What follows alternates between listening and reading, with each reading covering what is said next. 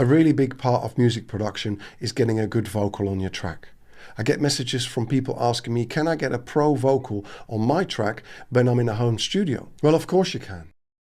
And there's probably hundreds and thousands of examples that you don't know about of records that are either in the charts, on TV, or have been signed to labels that have been recorded in home studios. So I thought I'd do this video to really show you how you can get to that pro vocal. Before I get stuck in, there are some pieces of equipment you need, such as a sound card, a microphone, a mic stand, and a pop shield. And then last but not least, you need some closed back headphones. And that brings us to pitch. And pitch is something that we can really focus on a lot because everyone knows about all the plugins that we have to tighten things up. And yes, if you've got a vocalist that sings pretty much in tune and you kind of still use a pitch tuner to really get that little bit more refinement out of that, that's really great and that can really work. But don't rely on a tuning plugin if you can. Try and find out where they are sharp or flat and try and see what that could be. Quite often, if you've got someone that's a pretty decent singer especially, you will find that it could be the type of headphones. It could be what the balance of your track is like. Maybe there's a specific sound in your track that's really loud and it's putting them off, or they can't hear themselves, or they're really loud in their headphones. Put their headphones on, sing on the microphone and see how that sounds. Maybe you will find you can find something that's actually doing that. Because if you can get your vocalist to sing pretty much in tune most of the way, then when you do use a tuning plugin or you do flex time or you manually tune the vocal, you can really manipulate it much better and it will sound more realistic and you get a much better result. And then to add one final point to this, which is pretty brutal, but the vocalist you have might not be as good as what you want them to be. And if that's the case, you're going to have to try and get everything up to the best level that you can and do the rest on your computer by tuning and timing and editing. And it takes time, but take the time and you can still get a great result. And that brings me on to the next point, which is emotion.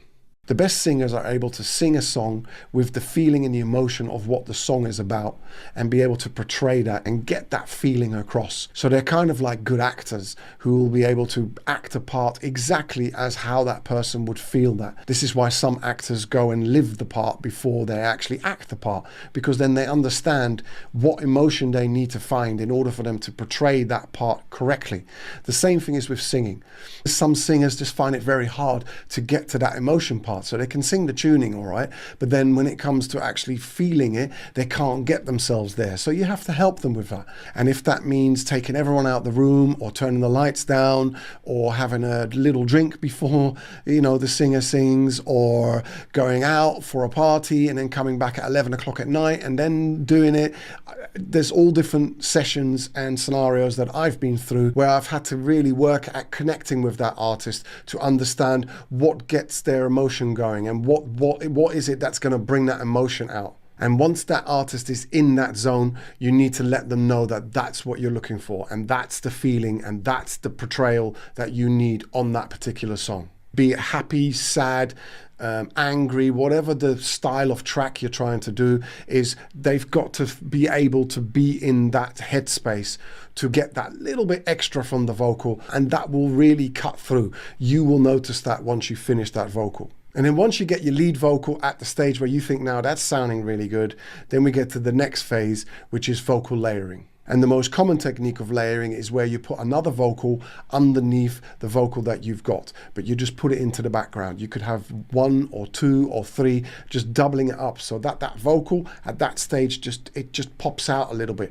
And if you do your doubling properly and really tight and exactly the same, it literally is like having a stronger single vocal.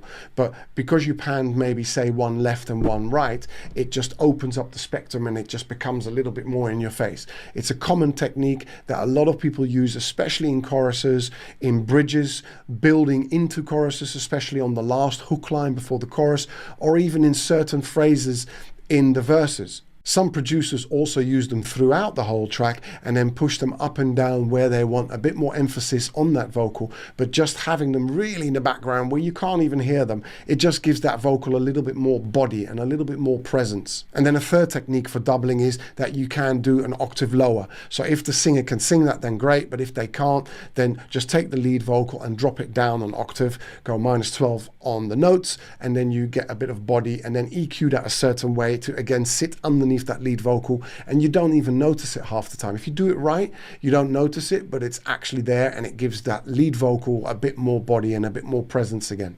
Then another way to do vocal layering is using harmonies. Harmonies are multiple vocals that sit together and each uses a different note from the scale. It's almost like it becomes a chord, and that can either sit with a lead vocal or it can also sit alone and be like a reply vocal. If you haven't used them before, you're going to have to get used to how to use them and what to do with them. I suggest that you listen to the style of music that you're doing and take a reference track and start saying, okay, well, they've got some there, some there, some there, so I'm going to put some there, there, and there. And then listen to how many harmonies there are. You can do any amount of harmonies that you want, whatever you think works with your track, and they're usually recorded in 3s or 2s. Some people do just left and right, some people do left, right, and center.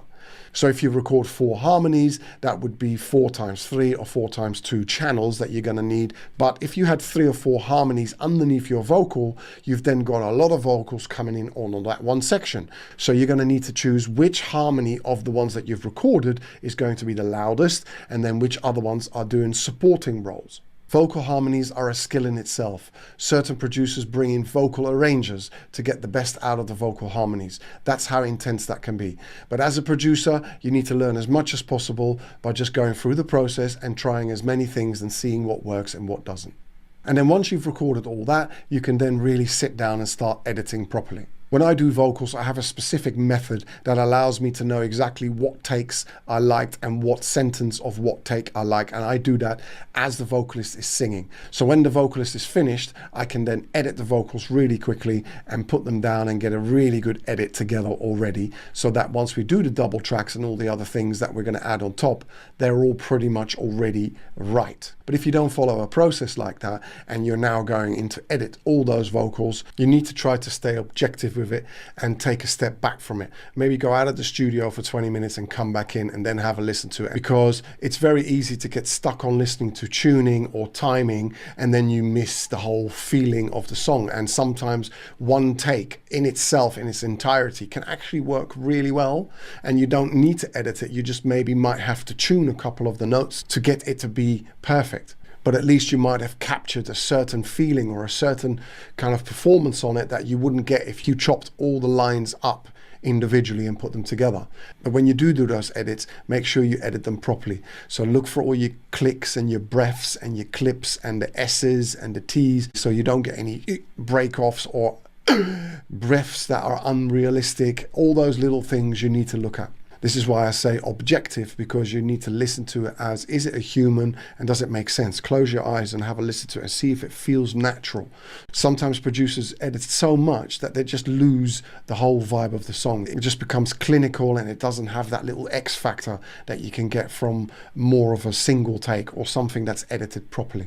So be very critical with the editing and be very objective and listen to it as a flow. Close your eyes and just listen to the vocal on the track and see if it's floating on the track. And once you get to that, then you should be very, very near to a pro vocal. And that brings me to the end of this video. I hope you've learned something, and if there's any questions you've got, please message me and I can re-explain something that I wasn't clear on maybe. Please like, subscribe, and press the bell for future content, and have a great day. Bye.